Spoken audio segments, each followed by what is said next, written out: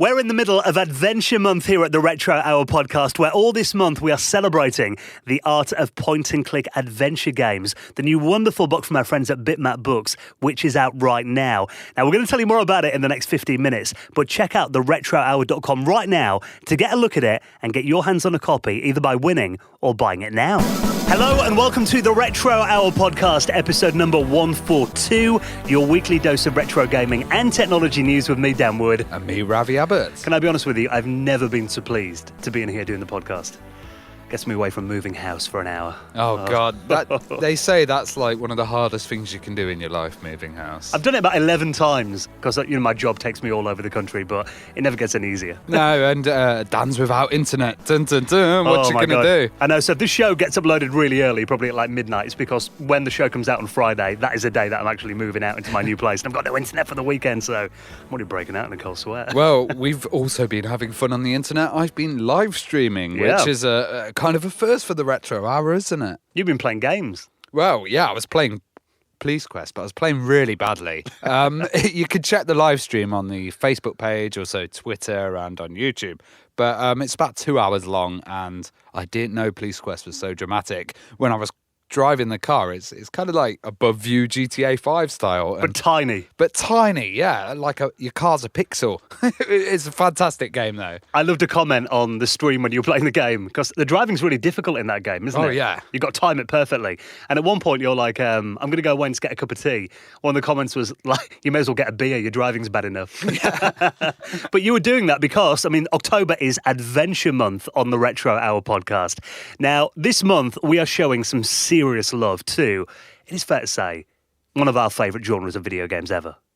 Oh, yeah, the point-and-click adventure game genre. And it's kind of a genre that's gone missing, hasn't it, for a long time? You know, there wasn't that many releases, but nowadays you're getting stuff like Thimbleweed Park, and you're getting HD versions of games as well. And they really fit with like consoles like the Switch and stuff, don't they? Yeah, I think you're right, because, they were so popular in the late 80s and up until the mid-90s, really. And then they kind of, got thrown by the wayside for FPS games came along, and, no one wanted adventure games anymore. But in the last couple of years, people have kind of rediscovered them as well. And that's one of the reasons why doing Adventure Month. Now, you and I have talked about doing a dedicated series about adventure games for a long time. And luckily, we've been able to do this thanks to this incredible new book. Now, we were talking about this last week. It's a book that's just come out. It's called The Art of Point-and-Click Adventure Games. And it's by our really good friends at Bitmap Books. Now, we've been big fans of Bitmap Books for years anyway, haven't we? Oh, yeah. They've done some awesome kind of coffee table books. But this one, for me, is very special because it has all the companies that I remember from when I was a kid. Like, Sierra, LucasArts, and it just shows the development of the engines as well. Yeah. So like Maniac Mansion was one of the first ones, and then you can kind of see all the different interpretations and different engines and how these adventure games got crazy. Do you remember The Dig? Oh, yeah. That was a really big one with a huge soundtrack. Yeah, originally a Steven Spielberg movie that then got changed into a game, wasn't it, for expensive reasons. But yeah, this book, looking through the list of games that are covered in here, King's Quest, Discworld, Blade Runner, obviously we did an episode about that last week, Flight of the Amazon Queen, Simon the Sorcerer, that we'll be talking more about in just a moment, Monkey Island, Maniac Mansion, Full Throttle. Now, this book is essentially a visual celebration of these classic point-and-click adventure games. 460 pages. It's really hard to describe the quality of this book by talking about it on a podcast. You've got to hold it in your hand to really believe it. 460 pages, lithographic print, hardback book as well. This thing feels incredible. Now, we've been running a competition, haven't we? Yeah, that is still going. It's still going, so you guys can actually enter. Now, we've got this competition running at the moment, and we're going to pick a winner every week. Well done to Justin Laws, who has won a copy, signed actually by Sam Dyer from Bitmap Books, and that will be in the post over the next couple of weeks to you. So well done, Justin.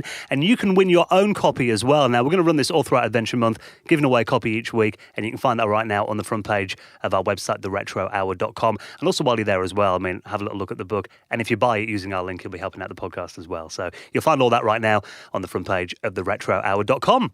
Now, this week's guest is actually behind one of the games that you can read all about in the book. We're going to be talking about Simon the Sorcerer. I can't believe this. This was one of my favourite games. Absolutely favourite games. And the humour in it, the graphics, the music. God, this was like probably the prime Amiga title for me. It beat everything. You nearly wet yourself with excitement when I told you we're doing a Simon the Sorcerer episode. Totally. I still am. Well, we're going to be talking to Mike Woodroffe. Now, obviously, games like Simon the Sorcerer, Elvira. Do you remember Elvira? Oh, yeah. And Waxworks as well. That was an awesome game. Yeah, and Fighting Fantasy series books that he converted into games as well, didn't he? Some really good stories. If you're a fan of these classic games from AdventureSoft, then make sure you hang around. Mike Woodroffe is our special guest this week, and he'll be coming up in around 20 minutes from now. You're actually going to be playing Simon the Sorcerer on stream this week, aren't you? Yeah. I'm going to do another one on Sunday, and I don't know if I'm going to remember everything. So this may be one where I require assistance again. So you can watch Ravi on our Facebook page, on YouTube, or on Twitter, and we'll have all of those links in the show notes as well. What time are you going to do it Sunday night? I think about 6 o'clock, but I'll have it scheduled so you can all see. Yeah, so if you want to come along and see how much Ravi remembers about Simon the Sorcerer, hopefully this episode will jog a few memories. And if you're on our website as well, that is another place that you can support this podcast, because I still can't believe this. We'll have been going 3 years in January. My God, I've got friends who have got kids younger than that. 3 years old we're going to be. First week of January, that's when we celebrate the show's anniversary. And the only reason that we can keep doing it is because, you guys help us out with the running of the show. Because doing a weekly retro gaming podcast, it does have its expenses. And all of those are coming up for renewal, actually, at the end of December. So this would be well timed. We do have a little tip jar that you can find on the front page of our website at theretrohour.com, either by PayPal or cryptocurrency, if that's your thing. And any amount, big or small, it all 100% goes back into the running of the show. And you will find your place in the Hall of Fame. Just like this week, Tobias Gearson, Glenn Milford, Jonathan Hogan, and Andrew P. Jones, who all made donations into the running of the show. And you can do the same. Find it right now at theretrohour.com. Now, before we get into our interview with Mike Woodroffe as part of Adventure Month on the Retro Hour podcast, let's talk about some of the retro gaming stories that have been doing the rounds this week. Now, we know we've had all these mini consoles coming out. Not another one. There was another one that's kind of been rumoured. We've had the NES Mini, the SNES Mini, Megadrive Minis coming out next year. We'll talk more about that in just a bit. PlayStation Mini was announced, of course. Neo Geo Mini over the last couple of years. The C64 Mini. All very popular systems. The people want to play the catalogue of games in 2018. What about a Philips CDI Mini? CDI, sorry I laugh if you're a CDI fan out there. But, there's not many of them. But I've not really seen any decent titles on that machine. I don't think there's a big enough audience for it. Well, the CDI, I mean, there may be people that are not all that familiar with what the CDI was.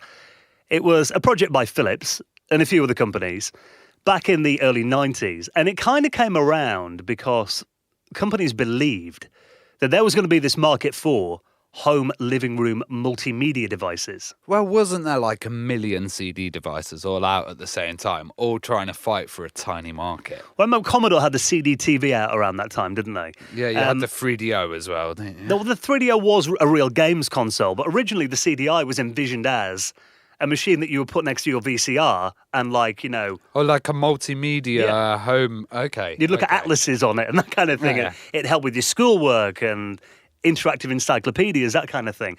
And then when that market didn't really take off, they kind of repositioned it as, all right, let's make it a games console. But they did a deal with Nintendo, right, didn't they? Yeah. And I remember seeing Hotel Mario, which was a really weird game because you're just closing doors and kind of going in and out. But it looked all right. But then I've seen some footage of these FMV Zelda games and stuff. My God. Yeah, I think there's 3 Zelda games on there. And Nintendo, I think it harks back to when Nintendo were looking at doing their own CD platform.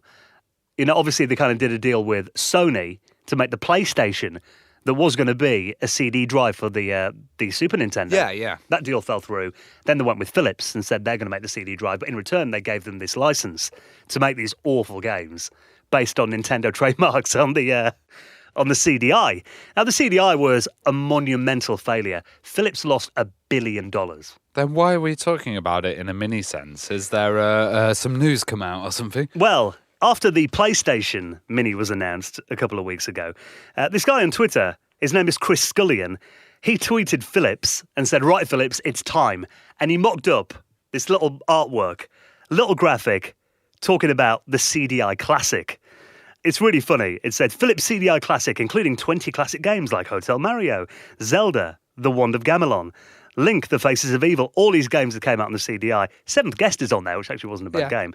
And the thing about it is, a load of people have retweeted it and liked it, thinking, oh, that's hilarious. Philips actually replied to him. And it turns out, from their tweet back, they haven't completely ruled it out. So they said, "Hi Chris, thank you very much for reminding us of the Philips CDI. We appreciate the thought of a smaller classic version of one of our legacy devices." Okay, interesting. Yeah. Then a few other people have been kind of tweeting them, going, "Oh, go on, make it happen." Another reply from a Twitter account called CDI3DO, who's obviously a fan of the CDI anyway. They replied to him saying, "Thank you for your love, encouragement and interest. We'll try our best to fulfill your dreams and release something you suggest, but we cannot promise anything yet. Please be patient and stay tuned." Oh, that does sound like that they are actually looking into it. And, you know, with these consoles, I'd say all of the other ones, apart from the CDI, are a guaranteed moneymaker. Yeah. I don't think the CDI would be worth the effort, but I could be wrong. There could be a pocket of CDI fans that are very rich somewhere. If you'd lost $1 billion on a project, would you want to do it again? No. I mean, I imagine it'd be cheaper for them to do it now, but there's never in a billion years. A lot of people have been going crazy about this. I've seen, videos like an hour long talking about what should be in it and how it's going to be happening. But really, I mean, I look at this and I see it's a support team who reply to everybody probably. Yeah. I bet it's like some 19-year-old student who's never even heard of the CDI. And he's probably sitting there going, "Oh my God, guys, our Twitter's blowing up." Yeah, they normally get tweets about washing machines or whatever. Yeah. But he's probably emailed it to some manager somewhere like, "Oh, we did this product years ago. Do you know anything about it?" I can't see that as being Philips is going to make a CDI. Nobody really needs an HT 2018 version of the Grolier Encyclopedia in their life today. No, but yeah, it's interesting to see which little systems are going to come out and.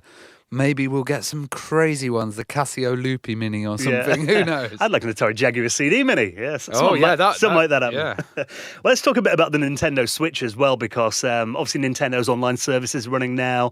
A lot of the classic games are coming there as well. But there has been a lot of demand online by fans for the Virtual Console. Of course there has, because I am a big fan of the Virtual Console because you can inject everything into it. So basically, the support on the Wii Virtual Console supports like N64 emulators and direct GameCube emulators, which work fantastically. So then the Wii U had the Virtual Console in it, so they'd emulate a Wii, and then they'd have inside that Wii C64, N64 emulator. And C64, yeah. So basically, the Virtual Console is a kind of way of pirating stuff, a way of putting modified code on there that they don't want on there. So I guess they're maybe holding off with the Switch, even though the Switch has already been cracked. Yeah, well, actually, as a little aside to that, the day they launched the online, the NES emulator that they use for the games that you buy on there, that was hacked on the first day. Yeah. There's a video on YouTube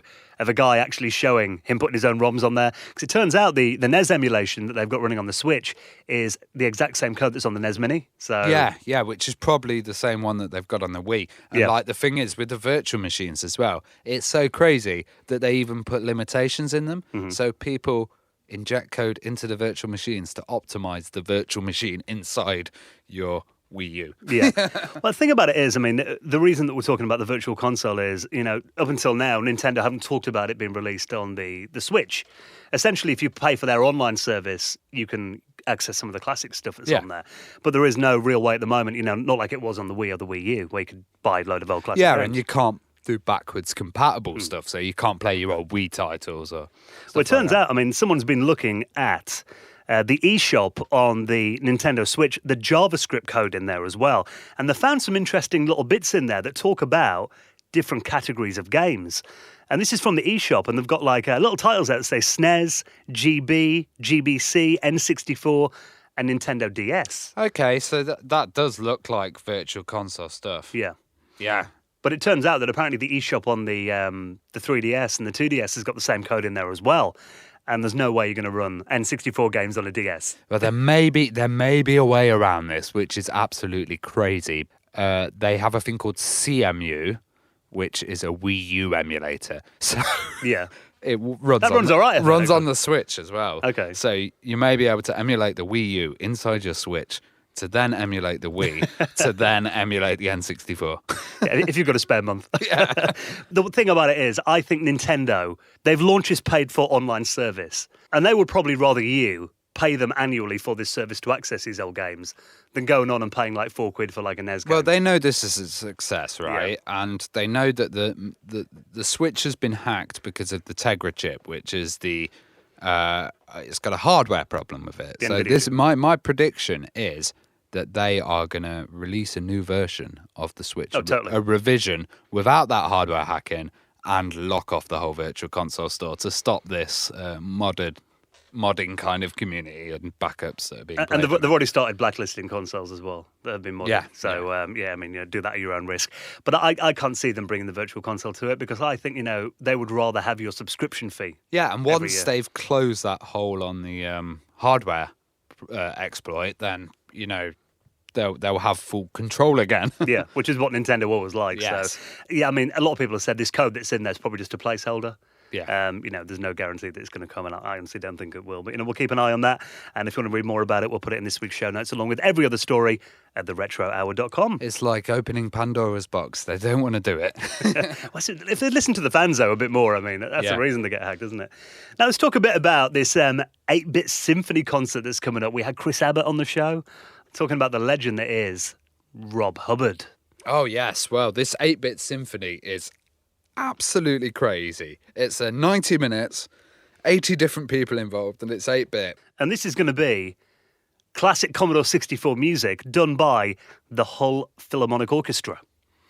Yes, stuff like Martin Galway, Richard Josephs, Fred Gray. Classic C64 stuff. Now, we did have Chris on the show a bit earlier on this year, and he was talking about the fact that he wanted to put this concert on in Hull. Because that's where Rob Hubbard's from, and it is really a celebration of Commodore 64 music. But at the time, he was kind of in the process of organising it, and he didn't have a date confirmed for it. It still hadn't been 100%ed yet. But now it turns out there is officially a date if you want to come along and watch 8-Bit Symphony. Now, it's going to be happening in Hull, at Hull City Hall on the 15th of June 2019. So you've got plenty of notice if you want to come along to it, and I think we should go. Definitely. And the demand for this is going to be really high. 'Cause seeing Rob Hubbard and all of these guys, God, it's mind-blowing. So if you guys want to sign up, there's a sign-up option on there, and then you'll get like all the kind of latest updates. So you can follow at C64 Audio on Twitter as well for more info. Yeah, and they reckon the box office is going to be opening very soon, so I imagine tickets are going to be going on sale any day now, and keep an eye on that in our show notes as well. Now, before we get into our interview with Mike Woodroffe this week, talking about Simon the Sorcerer and other classic adventure games, let's talk about another mini console. We talked about the Sega Megadrive Mini that was announced a bit earlier on this year. Yeah. Originally, it was kind of rumoured that it would be out before Christmas. Turns out it's been delayed until 2019. Okay. Why is this? Has Sega suddenly developed quality control? Because I remember their last console was it was with this company called AtGames, and it was notoriously bad. If you played with the sound off, it was all right. But and if you didn't mind frame glitching and jumping and bugs in your game and your characters disappearing halfway through levels. Yeah, and it had a weird choice of games as well. Yeah. So what's going on here, Dan? Well, originally, like we said, it was rumoured to be coming out in different markets at different times. So they were hoping some would be, before Christmas this year. Sega have now said that the response to the announcement in the West was actually a lot bigger than they expected it would be. So now what they're saying is they want to put it out, a simultaneous release worldwide in 2019. And again, they have said, like you said then, they're going to be focusing on quality control. So there have been lots of people speculating, and it's on the rumour mill that maybe Sega have actually severed their relationship with AtGames. And they're going to be taking this in-house and developing it all themselves. Or they've kind of said, right, step up your game at games. If you don't deliver this to a high standard, we may do it. Or they may be just saying, AtGames produced something, and then they go, this isn't good enough. Get back to work. Well, looking at this, I mean, the fact that they've been looking at the reaction to it, I imagine the comment they were getting all the time is, oh, why have you got AtGames involved? And that had to ring alarm bells with them. And, I've seen a lot of people saying this as well, that when I mean, when did the first At Games thing come out? It's a few years ago now, Yeah. wasn't it? About 5 years ago, maybe. And then, I mean, it was really before this kind of mini console revolution took off. And 5 years ago, you could get away with churning out a crappy clone of the Megadrive, selling it for 50 quid in Argos, and all right, it might not be perfect emulation, but people thought, oh, it's just a bit of a novelty. But now, because we've got these really high quality little consoles coming out from Nintendo and Sony, Sega need to up the game. And Sega are doing stuff right. Like, you know, they've seen an increase of 32% profit this year. Right, okay. And that's them bringing out less games. Yeah. So stuff like Sonic Mania, though, like less but better quality. Yeah. And that's what I think this is hopefully going to be. Everyone's been saying that, haven't they? Sega have kind of turned a corner a bit recently. Yeah. And that is good. And they're listening to the fans a lot more, which is important. And I imagine they've been listening to the feedback about this. And, I mean, you know, from what I can see, they probably are going to be taking it in-house and doing it themselves properly. It's good to see because they've got so many IPs that they could really make something good of. Yeah. You know, like just fantastic IPs. And they've been lost in the wilderness for a while, haven't they? But they seem to be slowly finding their way back home. But there's no way Sega could get away with releasing something like that flashback, that crappy clone that came out by At Games. Well, they couldn't release it now. No. They could release it 2 years ago when the mini consoles weren't that much of a big thing. Now it's like mini console wars again, so they've got to step up. Well, the reason you buy one of the mini consoles is because it offers you as good of an experience as the original, but in And a it's more got the convenient way. upscaling and, you know. So it needs to be done right. Yeah. And I think Sega are listening to that. That's got to be why it's been delayed. And again, we'll keep an eye on that. And everything else we talked about this week on our website at theretrohour.com. Right, thank you for checking out the news this week. And right now, of course, it is the Retro Hour Adventure Month. And we are celebrating this amazing book, The Art of Point-and-Click Adventure Games. The new book from Bitmap Books, which is available now. And you can buy your copy right now on our website, theretrohour.com. Get yourself in the draw to win a copy of the book as well. And right now, let's talk about a game that does feature in this book and one of our all-time favourites, Simon the Sorcerer. What a game that was. We're joined by this week's special guest, Mike Woodroffe. You're listening to the Retro Hour podcast, and it is, of course, Adventure Month with our good friends from Bitmap Books, and it is our pleasure to welcome to the show this week's very special guest. Thank you for joining us, Mike Woodroffe. Good evening. Now, before we get into some stories of adventure games that you've been involved with, you know, some legendary titles over the years, it's always nice to just get a bit of background on our guests as well. So it would be quite nice to find out what first got you into computers and video games, and where did the journey all start? Well, it's quite strange, really. The family business was musical instruments, and we had a music shop in Birmingham, and we got manual stock control systems, and I wanted to computerize the stock control, and I bought a Tandy computer to do this, and just out of interest, I bought a copy of Pyramid Adventure from Tandy, from Radio Shack, and that was what got me into computer games. I played it, and I thought, wow, this is great. I really enjoyed it. The stock control system was a total failure because software was no good in those days. And on the back of the retail musical instruments, we started a shop selling computers. Well, we started a shop stocking computers, but not actually selling any. And it was all Apple II. We had a load of Apple II stuff, and in those days, an Apple IIe was about £600, which was a lot of money. And it went from there. We quickly realised that what people actually wanted was the games to go on the computers, not business products at all. There were no games available in the UK, or very, very few at that time. So we started importing them from America. A lot of them from a company called Instant Software in New Hampshire, and it just grew from there. Were you always into like adventure games and Dungeons and Dragons and stuff like that? Yes, because the first software that we started bringing in was TRS-80 utility software for coders and stuff, and very simple games. But we very quickly got in touch with Scott Adams, and he was the first. We were importing games from Scott. And there was another adventure product, which I can't remember the name of now. But yeah, it was nearly all adventures, because at that time, most games were text-based. Graphics hadn't really come into it, because there was not the memory in the computers. So a lot of the initial games were adventures. And to be honest, text adventures were fairly easy to produce. You could knock one out in a few weeks. I mean, Brian House knocked some of his early ones out in a weekend. So they were very quick to create, and there was a big demand for them. It was only later when the computers got more capable, basically with RAM, that the graphics were added. So we started by importing all the components for the Scott Adams Adventures, and then realised that we were paying a lot of money to ship air freight. We were bringing air across the ocean in big cardboard boxes. It was crazy. So we said, can we make the stuff here? So we started making the products here, and they were selling faster than he was producing them, and he wasn't producing enough product. Then he got the Marvel license, and that slowed production down massively.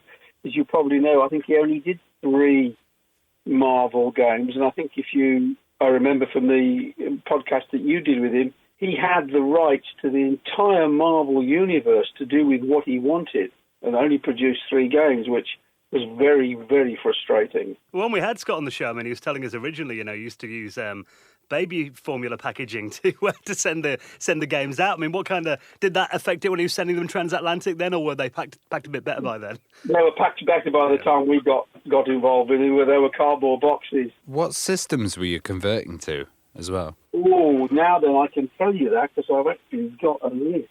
Right, Scott Adams Adventures we did on the Spectrum. So we'd done the Commodore 64 cassette and disc, the Commodore 16 Atari cassette and disc, the Dragon, the BBC, and Electron. I think after that we did ORIC versions of some of them as well, to be honest. That's quite a lot of systems, though, isn't it? Oh, it was. It was a lot. But the text systems were dead easy to do. Once you'd put the basic interpreter across, the databases just ran. So you only ever wrote one game and then ported the databases. They were all the same. It was the basic interpreter and driver that did all the work. And once you'd done that, the whole series was created. What was the point when you started to change direction from kind of converting to creating games? Well, because we couldn't get enough product to convert. And the market drove us to start looking to create our own product, because we couldn't get enough. The market at that time, there were not many people creating product. The market wanted it, but no one's going to buy 2 copies of the same game. You've got a limited market in the fact that there aren't the game players there, but those games players were very hungry for new product. We also we went out and went down the licensing route. We did Robin of Sherwood. We did Gremlins. We did the Fighting Fantasy books, stuff like that. Well, those fighting fantasy books that you mentioned, they were fantastically popular. How did that deal come about, and how did you guys pick which books to kind of go ahead with? Well, the deal came about because I knew one of the managers at one of the Games Workshop stores, and he was able to get me an introduction to the guys. And at that time, they were happy with what we were doing, and we started doing them. We just chose them initially on the plots that we liked the idea of. I mean, I'm trying to think I can't remember the order we did them in. I know I did Seas of Blood myself, because I've always been fascinated with pirates. Here we go. We did Rebel Planet, Seas of Blood, Temple of Terror, and Sword of the Samurai were the 4 that we did. Mm-hmm. Yeah, that's right. We did those 4. Initially, you guys were kind of mainly adventure-based, and then HorrorSoft came around. What was the connection with AdventureSoft and HorrorSoft? And it was the same development team, purely a way of marketing the product, because we wanted to say, this is what it is. These are horror games. So it made perfect sense to us to brand the whole thing as HorrorSoft. It was the same. We registered a separate company to preserve the IP, but it was basically the same development team. Were you a fan of the Elvira movies then? Because I know she's actually still going today, Elvira. I noticed the other day. That's right, she is. Yeah. Wonderful use of makeup.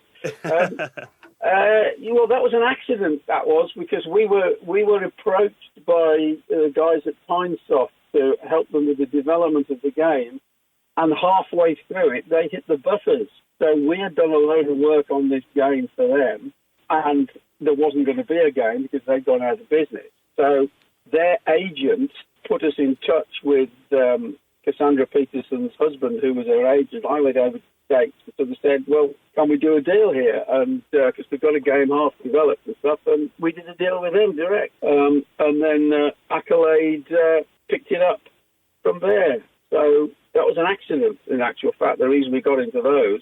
Because she had a couple of movies, didn't she, in the late 80s as well, that were quite big? Yes, have you watched either of them? Yeah, I think I did the first one, yeah. Okay, you're probably scarred then. They were very camp, sexy horror movies, basically. I only saw the first one, I never saw the second one. It put you off. Wait, They weren't great, they were very much B movies. But as you say, she's still going today. She's very big in the States on Halloween, I think, still. You know, she's still about. But she hosted a horror night movie show for many years on one of the cable channels, I think. And I think that's where she got her popularity from. I seem to remember her doing like an adventure tips helpline in one of the computer magazines for a bit as well, like randomly. Maybe, was that around the time of your game, maybe? I'm not sure. I don't remember that, to be honest. We used to do, we used to have a hit line running in the office at nights for people who were stuck on the game. But I don't remember that. Would you get kids ringing up then and stuff, and you'd all have to answer her? It was mostly grown-ups, actually. I don't think many kids were playing computer games in those days. Well, a lot of games that are kind of licensed don't often reflect the title. You know, a lot of the time they actually have underneath the banner of the game so that you can know what you're playing, because they would have platformers that would never look like the actual movie title. You guys stayed true to the IP and kind of had Elvira on the screen, and you had a full kind of RPG dungeon crawler. Did you kind of reference it really accurately?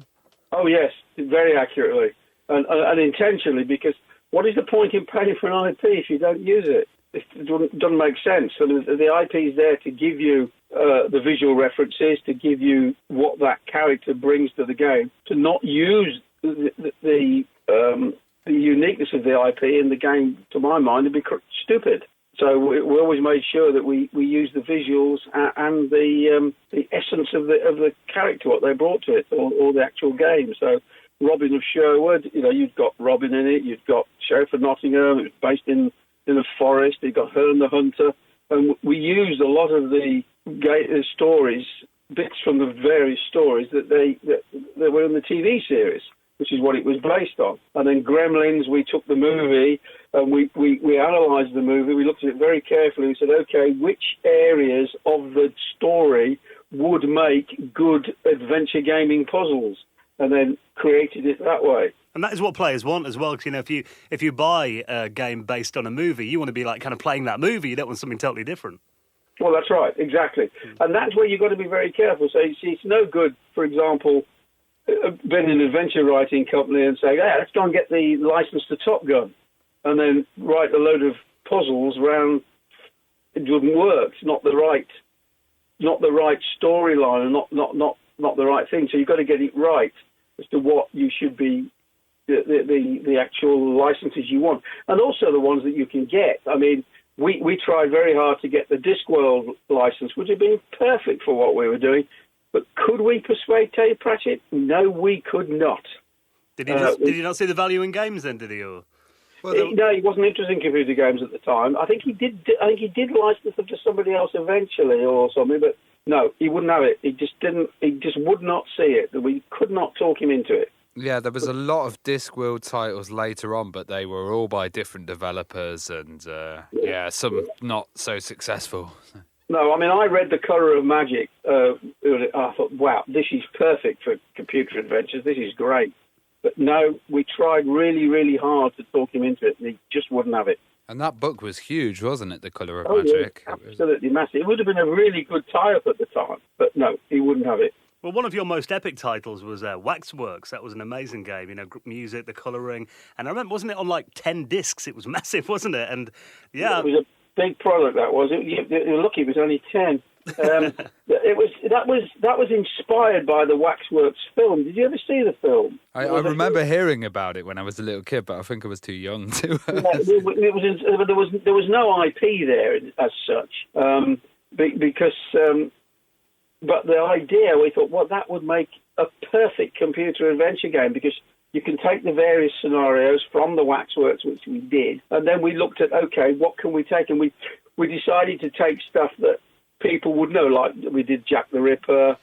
I know we had lots of blood and guts, which some people absolutely loved. The Germans loved it. We got 82% in one of their magazines. Well, with the kind of changing of and complexity of technology, what was the progression like coming from these first-person dungeon crawlers to very painful point and click? It was very expensive to create the graphics. The problem was as machines became more and more capable, you've got more and more graphics, and creating graphics at that time was very difficult. So, we invested a fortune in silicon graphics, and then it was Maya, I think, was the software. It was expensive for the seats, and the training was expensive, and it was a very expensive process to get 3D graphics that you could use in the game. It cost a lot of money. I think we spent a couple $100,000 in those days just getting the hardware and software together to create the product. It was brutal. Yeah, I was playing with one of the silicon graphics machines at the Centre for Computing History in Cambridge the other week, and you think how much they used to cost, like the price of a house back then, weren't they? Some of them was crazy. They were, yeah, and we'd got about half a dozen of them. It was ridiculous. They were a fortune. Nobody knew how to use them. They couldn't use the software, and we had to employ an ex-Maya demonstrator to train all our artists on how to use it, and it took months and months and months. Very expensive, and it was very, very, very difficult. Very difficult, because it's not like today where you can go and get a Unity system and license it for what? If you're under $100,000 for nothing, but it's only like $1,500 a year per seat, and it does the whole job. It gives you your 3D engine, all your graphics, everything. It was very expensive. One of our favourite games was Simon the Sorcerer. Where did the idea for Simon come from then?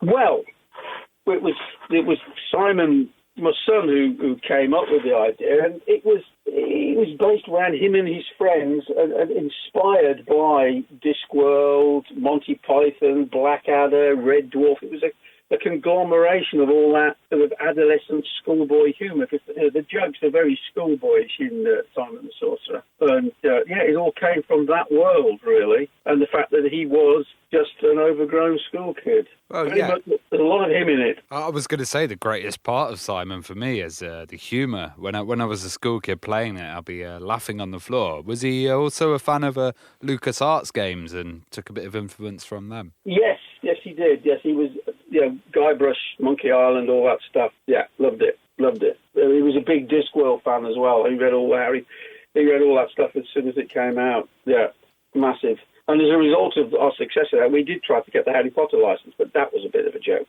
We didn't stand any chance whatsoever. Yeah, what is the Harry Potter connection? Because I kind of I kind of think J.K. Rowling must have played Simon the Sorcerer at one point. It would be nice to think that she did, but I have no idea whether she did or she didn't. We've certainly never spoken to her.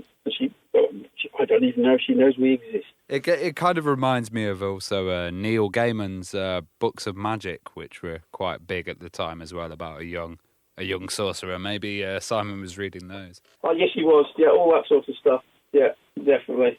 But I mean, basically, a lot of it is based on classic fairy stories as well, and taking the characters out of concept to create humour. I mean, if we were going to do another one, maybe we'd do Red Riding Hood with the big bad wolf as a vegetarian, which would make life a bit difficult for him. Well, how important was your game creation system, Adventure Graphic Operating System, or Argos? It was very important, because that basically allowed non-coders to create part of the game, because there was a scripting language in there that ran the whole thing. And I did a lot of the scripting for it. So the artist could give you the frames, the backdrops, and you, just using the scripting language, you could create the game and put the text in, put the animations together, the scrolling, but the whole thing could all be done relatively simple. And if we wanted to do something that we couldn't do within the scripting language, we just ring up Alan and say, look, we'd like to be able to do this, and then a couple of days later, he'd come back with a couple of extra commands for the language. It was a bit like a basic plus language. It was based on that, but it was our own system, and it worked really, really well. But the big plus was that non-coders could create game content. And I guess it meant you could spend more time on the graphics and the actual story rather than having to do all the technical stuff as well. Okay, well, I mean, I think Simon, I think Alan and myself wrote most of the scripting for the whole thing. We all took Simon's story and everything. The artist, I mean, really, when you look at Simon the Sorcerer, it wasn't a big team. It was not like today's team, but it was a very small team. And the creative, as you say, an absolute classic. And it did take us by surprise. I mean, you know, we used to sit there, and we used to get orders coming in from Germany, and you used to think, wow, that's a great order. And then an hour later, you'd get another one just as big. And you'd be thinking, what are they doing with them? Germany was so big for Simon the Sorcerer, it was ridiculous. I was going to say that the art and the style of presentation was absolutely stunning. It was probably one of the best-looking Amiga games. Could you tell us about your art department? Well, you know, the big thing about our art department was they were all recruited on the basis of their fine art portfolios. None of them had done computer graphics before. So we didn't take computer artists, we took artists and taught them how to use a computer. And that's why it's the quality it is. They're not computer artists, they are proper illustrators. And if you saw the covers for the original artwork for the covers for Simon 1 and Simon 2, which I've still got, which Paul Drummond and Jeff Waugh created, they are absolutely amazing. The detail is stunning. At one time, Paul was painting with a brush with one hair to get that precise. They are beautiful pieces of art. Beautiful. And yeah, they're very, very talented, all of them. Well, even the background screens had so much detail in them. It was amazing. To the point that the loading screens even had fantastic little animations with the tiny dog and him pulling the rabbit out of the hat and stuff. Who thought of that? Simon and Alan, no, not Alan Brazier. Andrew Brazier. They came up with the sort of overview of what they wanted the opening sequences to do, and then the artists just drew all the frames, and then we bunged it together using Agos. When the game came out, I mean, I remember reading reviews of it in magazines, and, you know, everyone praised how amazing Simon the Sorcerer was. And the fact that everyone said it was, like, you know, up to the standard of these really high expense, you know, Lucasfilm games that they were making at the time as well. Were you kind of impressed or surprised by the amazing reaction it got? We were very surprised. Yeah, and you know, it was great. It was also at the time when we were basically self-publishing by then as well, using the guys at Centresoft had got a division which had been set up to self-publish for you. So they basically sourced the boxes through the guys there owned a design house. Mm-hmm. So they did all the design. They helped. They put a special person on marketing. They did all the marketing for us and everything. It became a one-stop shop to put everything together for you. And they got the printing done, got the boxes made up. They warehoused the product. They got the orders in, did all the shipping. They were great. So we were in effect self-publishing. Well, one thing that was fantastic as well was the music and the kind of atmosphere that it created. Could you tell us about that, please? You may not know this, but my brother Jez was responsible for some of the music on those games, and he's a rock musician. He used to play with Black Sabbath. Oh, wow. Oh, cool. He was the keyboard player on their Technical Ecstasy tour, and he played with Robert Plant as well on Principle of Moments. And so, yeah, we used professional musicians. And Dave Punchin was another one. I think he's still working today in the music industry doing computer games. He did some of the other stuff as well. So, yeah, again, using professional musicians, not necessarily people who specialised in computer music. And when Jez did his stuff, he'd never, ever written anything for a computer before. He was just given the brief, get on with it. You're my brother, do it. He changed his style a bit for Simon the Sorcerer, though, from Black Sabbath. Just a little, yeah. Well, one version of Simon the Sorcerer I remember being, you know, blown away by was on the CD32 games console, because you got Chris Barry, Rimmer from Red Dwarf, doing the talkie version of it. So how did that come about then? And did he like the game? Chris did all of the Simon the Sorcerer 1 voiceovers for all the versions. What happened was, I think we sat down and said, well, who would we like? And the guy said, well, Chris Barry. And I said, come on. So I said, well, we'll have a go. So I got the source that his agent, and we did a deal. And we went into a studio in London with a production team, and they produced the whole thing. I think we did it in 3 days. Harder Studio. Chris came along, and he was great to work with. We also used a chap who was really another professional chap called Roger something or other. His name I can't forget. Who did Sordid and all those characters. He was really good to work with. But yeah, it was great fun. It was great to work with Mr. Barry. He was excellent. Did he play the game afterwards, or was he a gamer at all? No idea, to be honest. Okay. I haven't got a clue. He might have done. I'd like to think he did, but I don't know whether he did or not. Oh, I love some of the voices. The snot guy, I remember him, and all that kind of stuff. With Simon too, as well. What did you change then? Because the storyline changed. Chris wasn't available to do the graphic. Wasn't available to do the voiceovers. Well, actually, I think that his fee that by then he was commanding sort of made it impossible to use him. But his agent had another chap whose name I can't remember now, who used to put in for all the gigs that Chris couldn't then do, and he was excellent. And he did Simon 3 as well. He came up. We built our own studio by the time we did Simon 3, and he came up to Birmingham, and we did that there. We did the Feeble Files and Simon 3. We did all the voices in our own studio, which was great fun. But yeah, so it was a different actor, which is why the voice is slightly different. And there was a bit of an interface change as well, wasn't there? Yeah, we put a scrolling interface in as well. So if you look at it, there are two scroll points on the sides of the screen, and when the character hits that point, the background scrolls. That was the main upgrade, was the scrolling backdrops. But that was driven by what everybody else was doing. As with Harry Potter and stuff, he actually grew up, not like Bart Simpson remaining constantly young. How did you reflect this in the game? It was slightly more adult humour, slightly more risque, and not quite so fairy tale-y. So the content moved on a bit because they've got the pirate ship and stuff like that, and it just had naturally moved on. Well, did you feel by this time, I mean, when we got into like the late 90s, that adventure games were kind of losing the limelight in favour of first-person shooters and games like, Quake and Doom and that kind of thing? Yes, they were. The market was moving on, and things got. This is where we moved into Call of Cthulhu, and we got the Call of Cthulhu license and moved everything forward into big RPGs. The problem by then was that games were becoming very expensive to fund.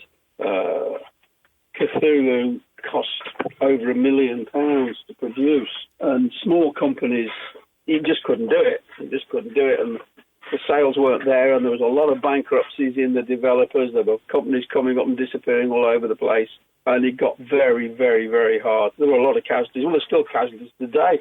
I heard that Telltale closed last week or something. Yeah, very sad. Yeah, and they couldn't pay all their staff, so yeah. It was but pretty this is shocking. what happened. You see what happens. We had some major bankruptcies on us. Our Canadian, we had a backer from Canada. They hit the deck. A French company. We were with Ravensburger for a time, and then they pulled out the industry, and very, very difficult. Very, very difficult.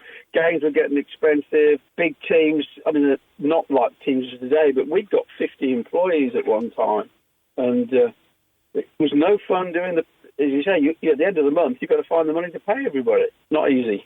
Well, continuing with adventure games, the Feeble Files came out, which kind of took influence from 1984. And I was like, wow, one of these old school adventure games is coming out now. But it had a bit of a difference. It had that kind of pre-rendered capture. Could you talk about this? Well, it was actually rendered. It was rendered. It was all pre-rendered, yeah. Everything was rendered on Silicon Graphics workstations. So it was actually all rendered. It wasn't live run, it was pre-rendered instead of being actual live action 3D rendering. It wasn't rendered as the game was played. It was all pre-rendered in advance. I mean, we had some right games with that because I'll tell you a funny story. We discovered that one of our artists who was doing the characters, he was painting the veins on the back of the eyeballs to get realism. We said, "What are you doing this for?" "Oh, it looks much, much better if the eyes are bloodshot and stuff." We then discovered he'd got 500 eyes all nested inside each other and didn't know, and he was wondering why everything was running so slow. So we immediately removed 499 copies of one eye. But it was very hard because no one else was doing it, and it was done to try and create large amounts of quality graphics reasonably quickly, because once you've got stuff set up, you just set things off to render. You could create things quite nicely, but it just Feeble Files was great fun. The problem was it should have been Simon the Sorcerer 3 2D. We made a marketing error moving away from 2D adventures. We should have stayed with what we were good at, but the team wanted a change, and it was a mistake. We should have stayed with the IP, and we should have done another 2D adventure. But the demand would have been good enough to make it pay, but we didn't do that, and it was a mistake. Did you feel under pressure to do 3D? Because the whole industry was at that stage, wasn't it? It was, yeah, and we shouldn't have listened. We shouldn't have listened. We should have said, no, listen to what the public want, not to what the publishers want. The publishers were the problem. They wouldn't look at 2D stuff. It was very difficult because you haven't got the self-publishing platforms that you've got today. You haven't got Steam. You haven't got good old games. You couldn't do the marketing. The Kickstarter didn't exist to get the funding. It's so much better and more fun today, I would imagine, to develop games than it was then, because it was a hard slog, because you've got to fly around the world, you've got to try and impress publishers. I mean, I remember we did a PS2 PlayStation 2 version of one of our Call of Cthulhu titles, and we took it to a big publisher, and we heard from their head of R&D, this is the best PlayStation 2 demo I've seen this year, the best one, and they still didn't pick it up. Well, you worked with, obviously, another Red Dwarfer, this time Robert Llewellyn, who played Crichton in Red Dwarf. Yes. What was he like to work with? Oh, he was great. He played the game and he got involved. He even came to a trade show to help us promote the product. Lovely man. Absolutely great. Well, as you mentioned, it kind of Simon 3D struggled with a lot of long development times, and a lot of other titles did at the time, like Worms 3D, I remember, and Lemmings 3D, all of those things. But what you managed to do was still retain the franchise and the kind of humour in the game. Well, Simon 3D was a struggle. I mean, it was a lot bigger at one time. We had to cut it down to get it out, because the problem is you're under financial pressures as well.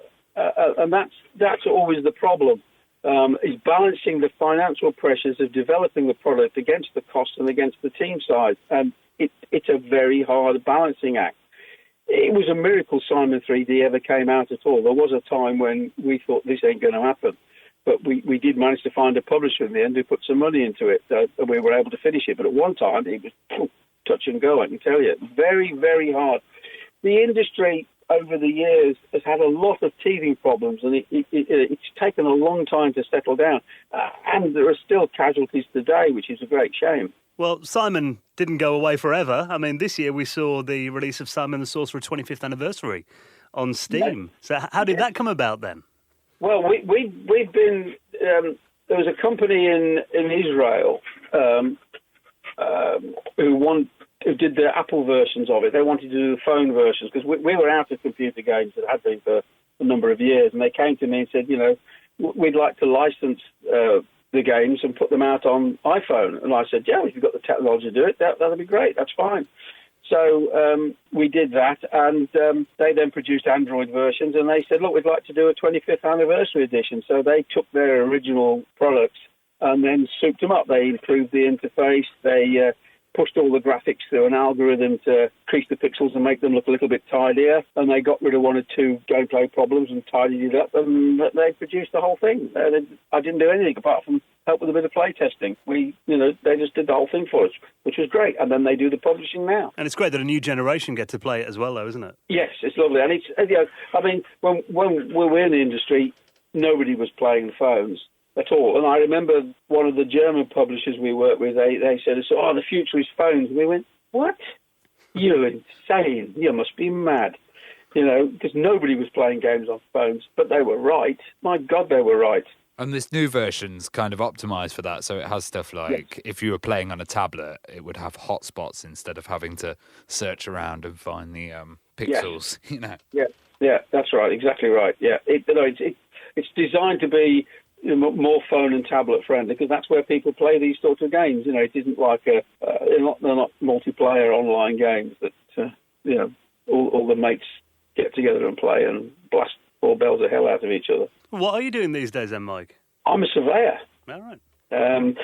When I first left school, I trained as a surveyor.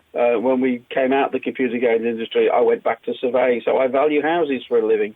But we still run AdventureSoft, the mail order side.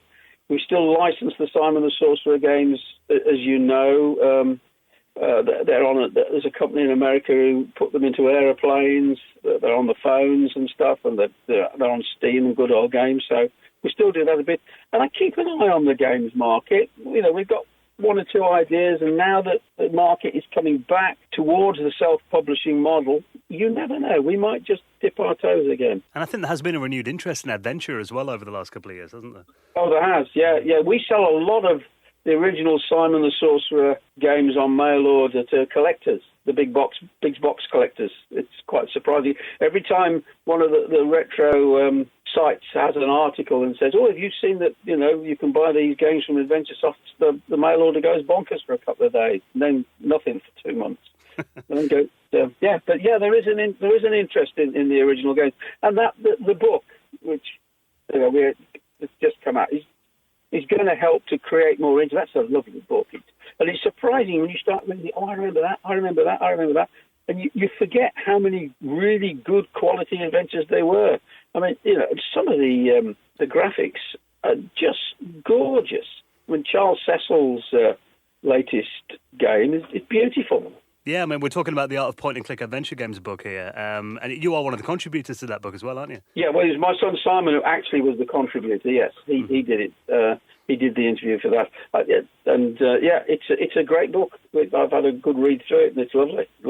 Well, people do want to read more about Simon the Sorcerer. I advise them to get a copy of the book. There's lots more in there as well. Just to kind of round off the interview, Mike, I mean, it's a question we've been asking all our adventure game guests over the last couple of weeks. What is it about the adventure genre that you think makes it so special? That's a good question. I think it's the fact that it's non-violent in the main. It's puzzle solving and it's exploration and it's what's around this corner, or what happens if I take the screwdriver and put it in the dwarf's ear, and I don't know. It's a little bit like, why is Poirot and Sherlock Holmes so popular even today? They're not sort of big shoot 'em up type products. It's puzzle solving and detection. And I think there's a bit of detective in a lot of us. Cop shows are very popular. I think it could be that. I'm not really sure, but yeah, if I had to put something on it, I would say it's because it's more, you use your brain, not your brawn, and it's more puzzle solving than other products.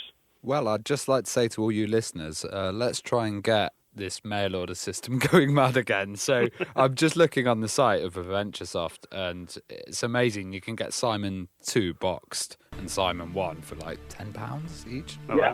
Yeah. Fantastic. Yeah. Well, we'll put a link in our show notes at theretrohour.com if people want to check that out. We advise them to have a look. Mike, it's been a pleasure talking to you. Thank you so much for coming on. That's right. It's been a pleasure. I enjoyed it. This is my first podcast. I'm glad you picked us for your first one. It's been good. And that is the end of this episode's Retro Hour Adventure Month special with this incredible book, The Art of Point-and-Click Adventure Games, the new wonderful book from our good friends at Bitmap Books. Now, if you head to our website at some point over the weekend, have a look at theretrohour.com, get a look at this amazing book. You'll either have the chance to buy it now, use our link on there, you'll be really helping out the podcast, or enter our competition to win a copy of the book, signed by the founder and creative director and publisher of Bitmap Books, Sam Dyer. So you'll find that right now at theretrohour.com, and we will see you next week.